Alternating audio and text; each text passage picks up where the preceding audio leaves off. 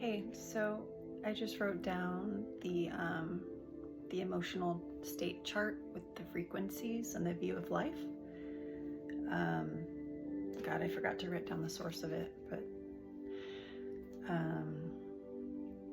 basically, like the highest frequency, 700 hertz and above, is enlightenment, inspiration, and the view of life is it just is. Below that is 600, and that's peace and bliss. And that would be a view of life of perfect. And then at a 540 hertz, it's joy and serenity. And that view of life is complete. So it goes down in frequency until the very low ones, like people that we call narcissists, psychopaths, like we have a bunch of names for the low vibrational. So the lowest would be a 20 hertz, and that's shame and humiliation, and their view of life is miserable. Above that at 30 hertz is guilt and blame, and their view of life is evil. At a 50 hertz, apathy and despair, their view of life is hopeless. The views of life all in the lower frequencies. Above hopeless is tragic, frightening, disappointing, antagonistic, and demanding. And those emotional states, apathy and despair, grief, regret, fear, anxiety, desire, craving, anger, hate, pride, scorn. Like, we're all human and we're all gonna feel some of that sometimes. But as we elevate our frequency, we'll feel it less and less, and we'll have more compassion and love for people. So in the higher vibrations above that, at 200 hertz, courage and empowerment, and the neutrality and trust. At 310, willingness and optimism. 350, acceptance and forgiveness. At a 400 hertz, reason and understanding. 500 hertz, love and reverence. And above that, joy and serenity. And the view of life from the 200 up, feasible, satisfactory, hopeful, harmonious, meaningful, benign.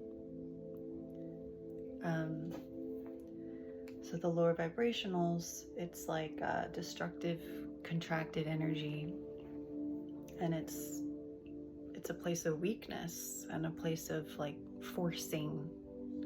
Whereas the higher vibrations, 200 and above, it's a place of strength and power, and it's a creative, expansive energy.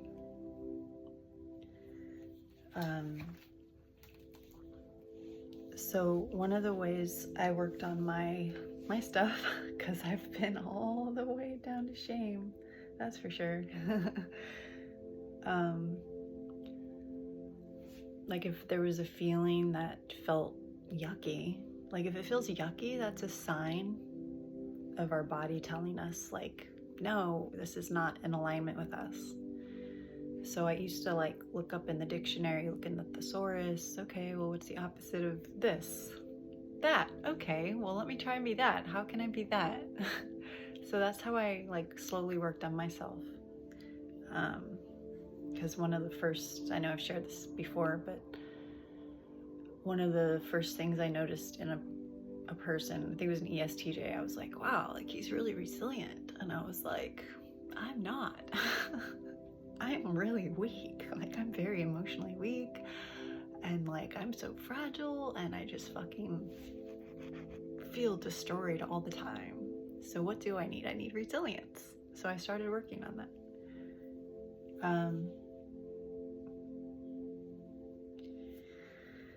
Like, you know, when people walk around with like stoicism, like they're not expressive, they're just kind of holding it inside, that's like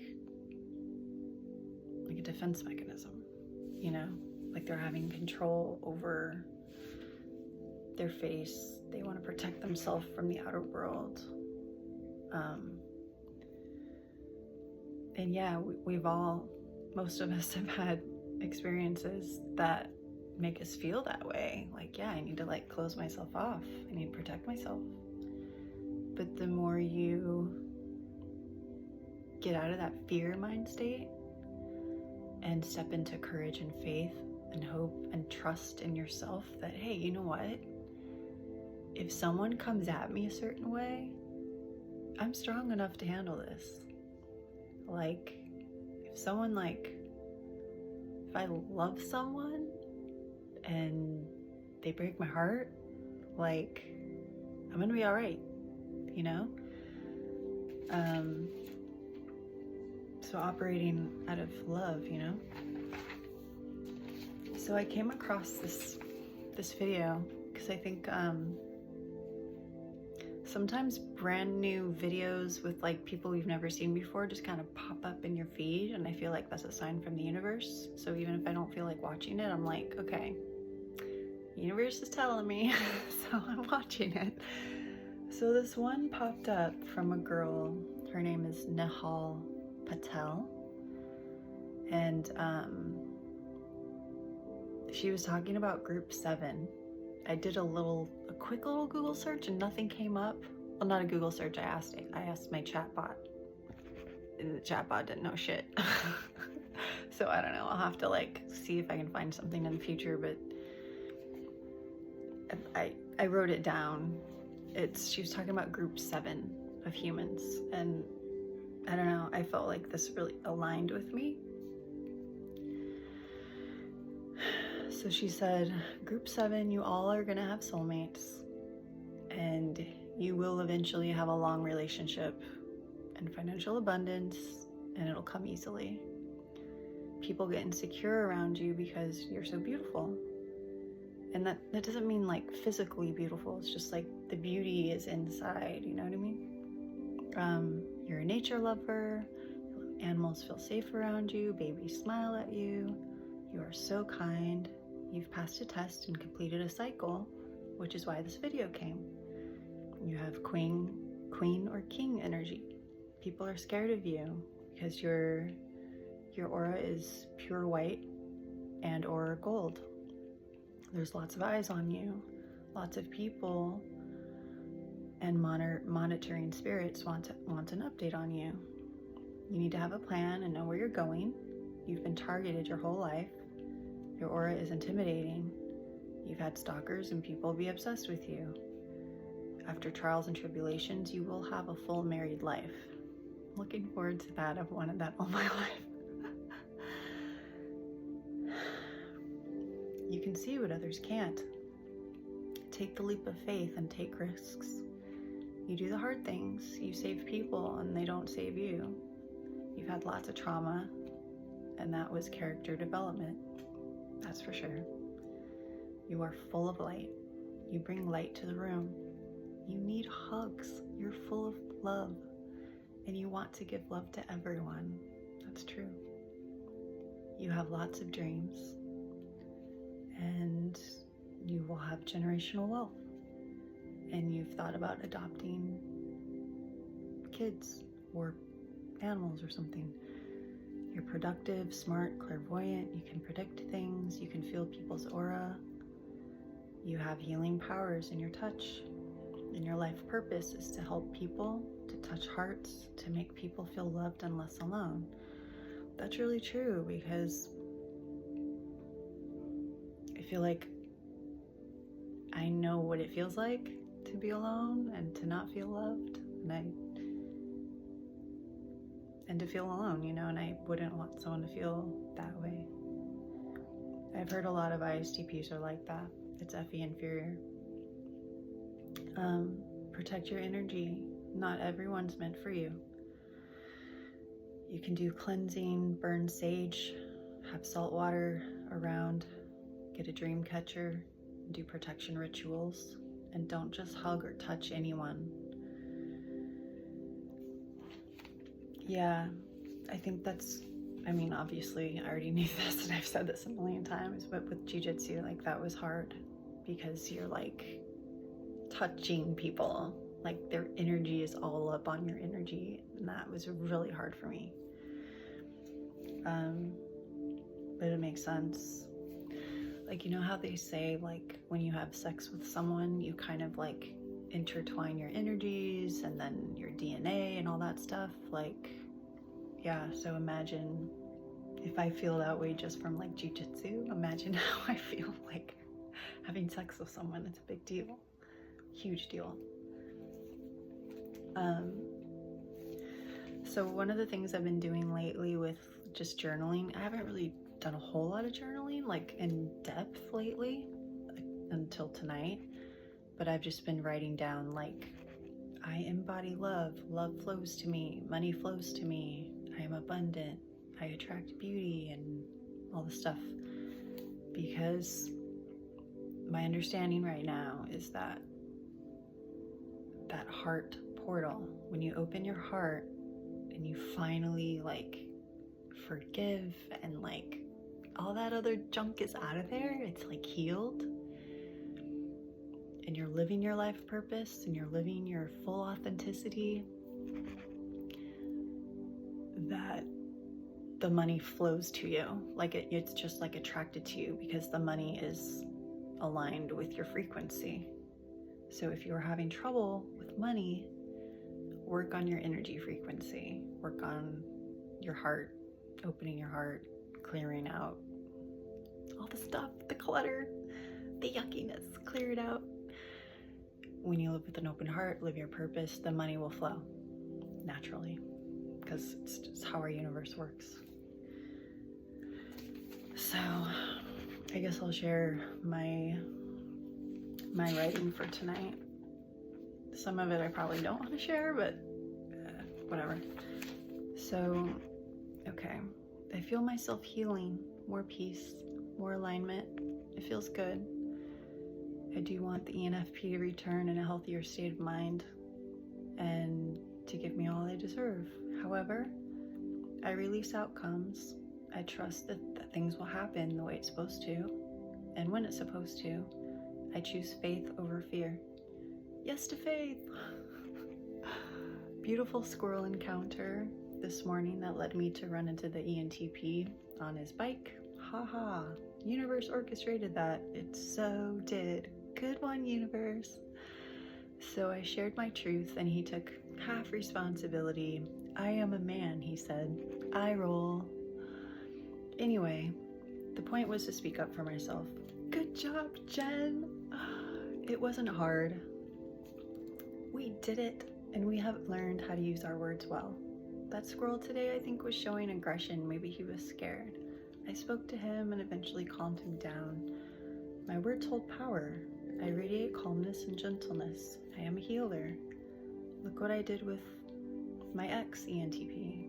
He benefited a lot from my love, care, and attention. ENFP will too if he allows himself to. I have a lot of emotional control now. Equanimity. Yes, I do. I have come a long way on my journey. I do see a lot. I used to be afraid of what I saw. I didn't want to see it. I still don't want to see it, but I'm stronger now and regulated. I know all my experiences were to mold me. I had to live through it so that I can teach and lead others. I had to live and feel darkness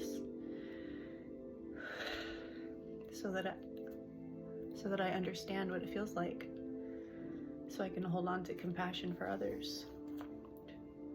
The people in the darkest places are in most need of my light. My heart is open. I embody love. I offer love. Damn it. Sorry. It's okay to cry. I offer love to the people and to the animals and the ones I have known as family, to the past lovers, to the haters, to those who operate on the frequency they are on. I am here to embody high frequency of authenticity and love so that I can share my beauty with others. I understand my purpose very clearly now. I am crying. Why? Because I know the suffering of others, and I do want to help them. I release their energies from me. I do not hold their energies anymore. I only hold my own energy. I can give the world what it needs when I operate as myself, with my authenticity, my energy, my love, my light. I am an earth angel. I was chosen for this role. Humanity is in despair, and they need us to be the light, to show them the way. By us, I mean like the light workers. The world is energy, low vibrational to high vibrational. I protect my energy from beings and entities who are not loving and compassionate towards me. I am protected. Angels, ancestors, other friends, hello. Thank you for being here and helping me. Please continue to guide me on this journey. I call on you to help me. Cleanse my energy, my car, my home, my body, my heart, my mind. I am pure love and light and joy and passion and authenticity. I live in truth and compassion. So like, you know, our words hold power, and when we write it down, that also holds power. So even if you don't fully believe what you're writing or saying, it's important to do it anyway, because your body hears it, your cells hear it. Like, don't self-deprecate. Your cells hear that. It's like, I know it's hard to like wrap your head around. I mean, when I first heard all this stuff, I was like, what? This doesn't make sense. And it took me months of studying, and then finally it just made more and more sense. And Bashar was a big, I listened to Bashar a lot. That helped me a lot. If you don't like him, there's others out there. Because, you know, we all are attracted to certain personalities. But yeah, I forgot what I was saying. But I was thinking about like, you know, like narcissism and stuff. And the people in my life who I've, like, ones that are just definitely narcissists, and then the others that are just like, I saw this video once that was like, okay, there's like this line. Once you pass that line and you're like full-blown narcissism, there's like, you know, like you can't come back from that. But if you're like on that line, there's still hope.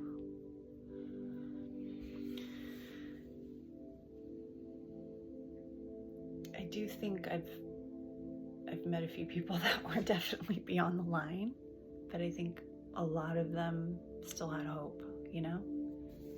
Because if you have a place where you can be, I guess it's not necessarily self-awareness, because even like, I'm thinking about the ESFJ, who was definitely a narcissist. He had moments of self-awareness, like moments of it. They say that narcissists know what they're doing.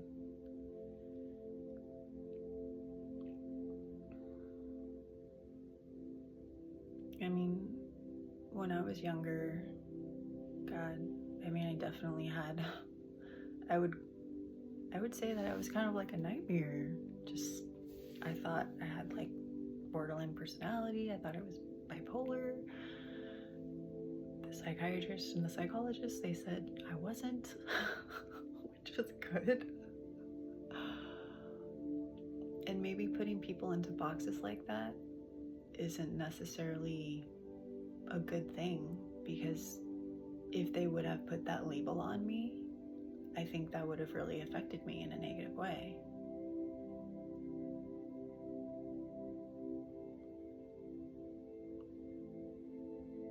And I'm thinking, maybe I want to get away from using the word narcissist and stuff like that, and just start, because when you truly see like how this universe works and how energy works, it's really just people operating on a like lower emotional vibrational frequency. That's really what it is.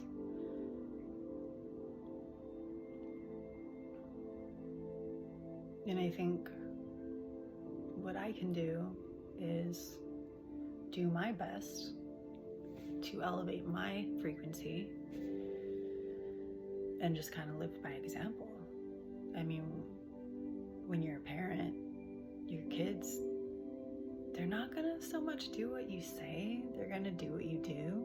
Monkey see, monkey do. And I knew that. So like with my kid, I knew if I wanted him to eat vegetables, I also have to eat vegetables. So he did. So yeah.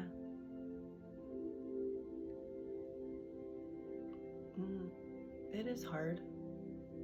It's really hard to pick yourself up out of a very low place.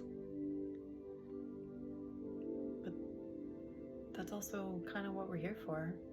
Earth is a masterclass school. Our souls chose to come here for the challenge, for the experience, for the soul growth, the expansion.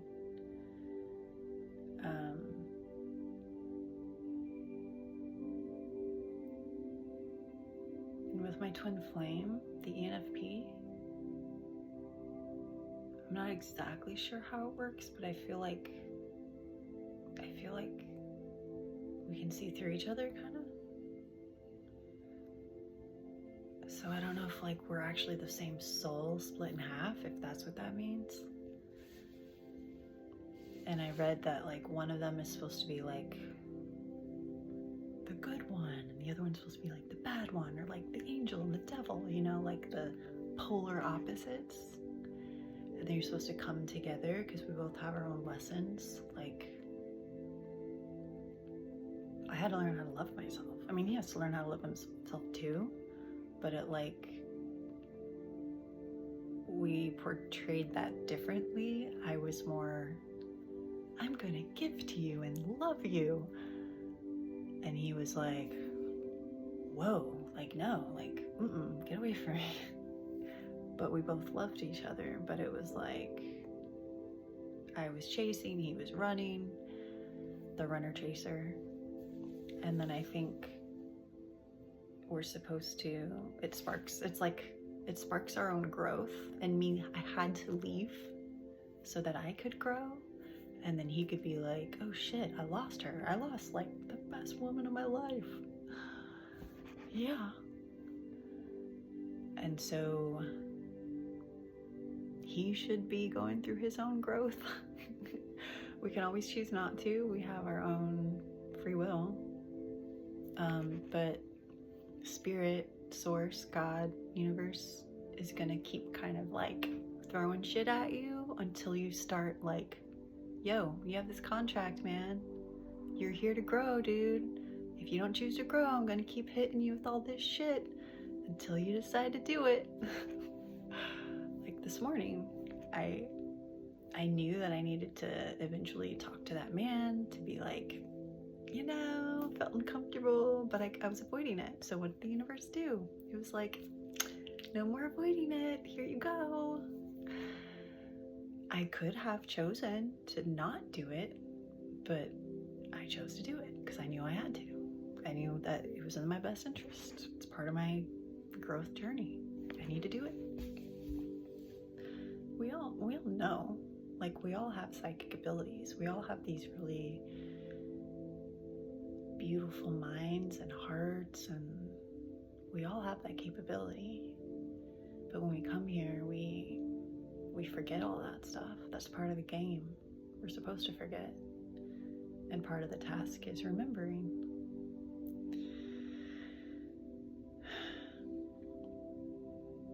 Yeah.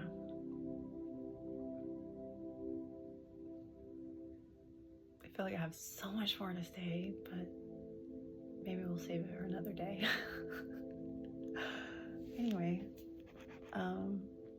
yeah, when those people, they say love and light, I used to be like, oh, come on. But I get it now. I get it now.